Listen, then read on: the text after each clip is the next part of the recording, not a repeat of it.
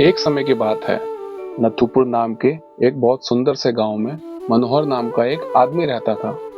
मनोहर की एक टूटी फूटी झोपड़ी थी जिसमें वह अपनी पत्नी के साथ रहता था। मनोहर के माता पिता बहुत पहले ही गुजर चुके थे।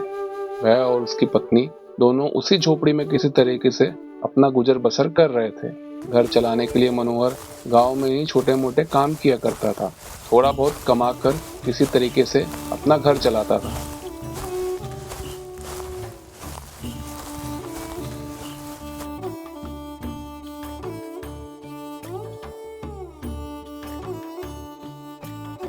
इस बार गांव में बहुत कड़ाके की ठंड पड़ रही थी। ठंड के कारण कोई भी घर से बाहर नहीं निकल रहा था, जिस वजह से मनोहर को कहीं भी कोई काम नहीं मिल पा रहा था। कड़ाके भरी ठंड की एक सुबह मनोहर अपनी पत्नी से कहता है, पुष्पा, ठंड पड़ने के कारण कोई भी घर से बाहर नहीं निकल रहा है। लोग केवल अलाव जलाकर बैठ रहे हैं। बहुत दिनों से मैं काम की तलाश में बाहर निकल रहा हूँ, लेकिन कोई भी काम नहीं मिल रहा है। ऐसे में मैं घर कैसे चला पाऊंगा? ठंड पड़ने के कारण कोई बाहर नहीं निकल रहा है। आप एक काम करिए, कहीं से लकड़ियों का इंतजाम करिए। ऐसे समय में लोगों को लकड़ियों से ज्यादा किसी और चीज की जरूरत नहीं होगी। हाँ, तुम ठीक कह रही हो। मैं जंगल जाकर कुछ लकड़ियों का प्रबंध करता हूँ। मनोहर कड़ाके की ठंड में जंगल की तरफ निकल पड़ता है लकड़ियां जमा करने के लिए। हे भगवान, कितनी ज्यादा ठंड है। इतनी ठंड में कोई कैसे बाहर निकल सकता है? लेकिन मैं क्या करूं? मेरे पास इसके अलावा कोई और चारा भी तो नहीं है। अब बस किसी तरीके से कुछ लकड़ियां मिल जाएं तो मैं इन्हें बेचकर घर जाऊं। बहुत तेज ठंड लग रही है। जैसे तैसे मोहन थोड़ी बहुत लकड़ियां इकट्ठा करता है और गांव ले आता है बेचने के लिए। मनोहर एक सेठ के पास जाता है।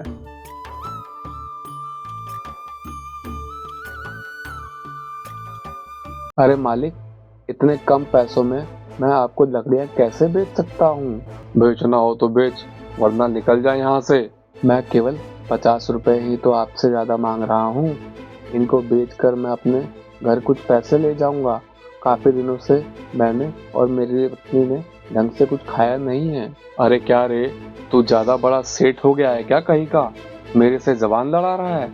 याद नहीं, जब तेरे पास खाने के लिए पैसे नहीं थे तो मैंने तेरी मदद की थी। तू क्या चाहता है? ये 2-4 लकड़ियों के लिए मैं तुझे 500 रुपए दे दूं? अरे नहीं नहीं सेठ जी, मैं केवल 150 रुपए मांग रहा हूँ आपसे। मैं अच्छी तरह सब जानता हूँ।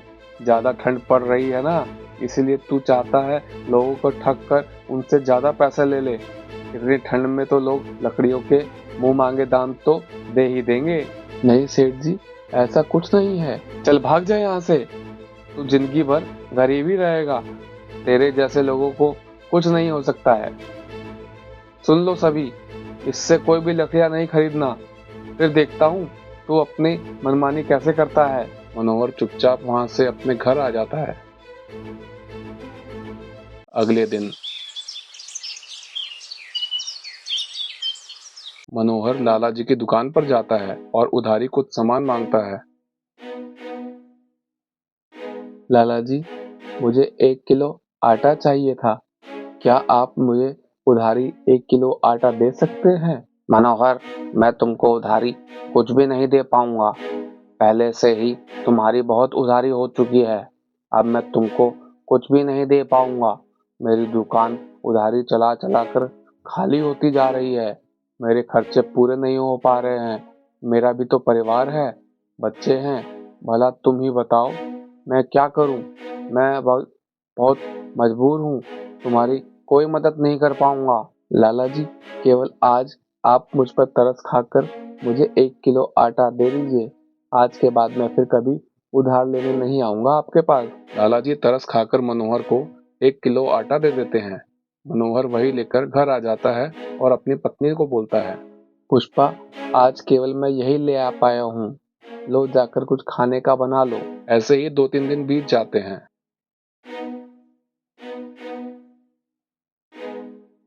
आज 3 दिन हो गए हैं, खाने के लिए घर में कुछ भी तो नहीं है। ऊपर से इतनी ठंड पड़ रही है। आप कुछ करिए। मैं क्या करूं? लाला जी के पास भी नहीं जा सकता, उन्होंने पहले ही उधार देने के लिए मना कर दिया है। अब क्या करूं? कुछ समझ नहीं आ रहा है मुझे। एक काम करिए, जंगल जाकर कुछ लकड़ियां ले आइए। मैं पड़ोस में मंजू ताई के यहाँ लकड़ियां देकर कुछ खाने का उधारी मांग लाऊंगी। ठीक है, अब यही एक रास्ता दिखाई दे रहा है। हे भगवान, तू ये कैसे दिन दिखा रहा है हमें?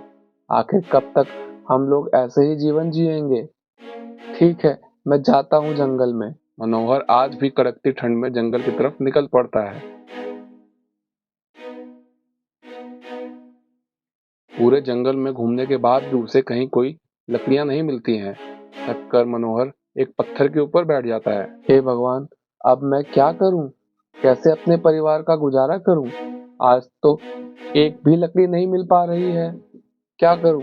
मुझे तो कुछ समझ में भी नहीं आ रहा है। अभी उसकी नजर एक बॉल पर पड़ती है। बॉल कोई ऐसी वैसी बॉल नहीं, बल्कि वह तो एक जादुई बॉल थी। बॉल जादू से बहुत सारी खाने पीने की चीजें वहां प्रकट कर देता है। यह देखकर मनोहर बहुत ही घबरा जाता है। अरे मैं ये क्या देख रहा हूँ? ये बॉल तो जादू कर सकती है। जादू के साथ साथ ये बॉल तो बात भी कर सकती है।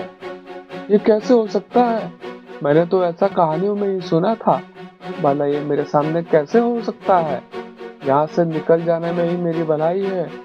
कहीं इसने मेरे साथ कुछ जादू कर दिया? अरे नहीं नहीं, यहाँ से निकल जाने में ही भलाई है। ऐसे बोलकर मनोहर जैसे ही खड़ा होता है, तभी बॉल उसको बोलता है। अरे अरे, तुम कहाँ जा रहे हो? नहीं नहीं, मुझे छोड़ दो। मैं किसी को कुछ नहीं बताऊंगा और ना फिर कभी इस जंगल में दोबारा आऊंगा। मुझे माफ कर दो। अरे तुम डरो नहीं, मैं तुम्हें किसी तरह का नुकसान नहीं पहुंचाऊंगा। ये सब खाने की वस्तुएं मैंने तुम्हारे लिए ही तो प्रकट करी है। नहीं नहीं, मुझे कुछ नहीं चाहिए। मैं चला जा रहा हूँ इस जंगल से वापस और फिर कभी नहीं आऊंगा। अरे तुम घबराओ नहीं, मैं कुछ नहीं करूंगा तुम्हें। अच्छा ये बताओ, तुम कौन हो? मैंने तुम्हें इस जंगल में पहले तो कभी नहीं देखा है। कहाँ से आए हो तुम? इस घने जंगल में क्या कर रहे हो? मैं यहीं पास के गांव में रहता हूँ। मेरा नाम मनोहर है। मुझे कहीं कोई काम नहीं मिल रहा था। बहुत दिनों से मैंने और मेरी पत्नी ने कुछ खाया भी नहीं है और ठंड भी बहुत पड़ रही है। मैंने सोचा जंगल जाकर कुछ लकड़ियाँ ले आता हूँ। बस इतनी सी बात है।